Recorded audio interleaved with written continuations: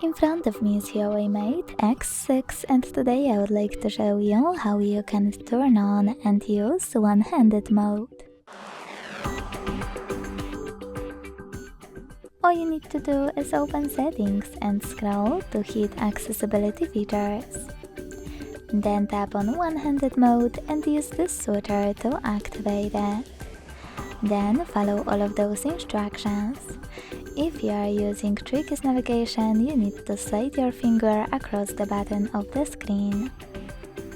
If you're using gestures, you need to do exactly the same, but after sliding your finger, you need to hold for a second. So when I do that and hit got it, I can see that one-handed mode is working properly. To go back, tap on black area.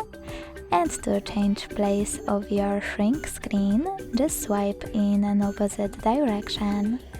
Go back the same way. To disable one-handed mode completely, use the same now blue switcher. Thanks so much for watching. If you enjoyed this video, leave a like, comment and subscribe. Bye!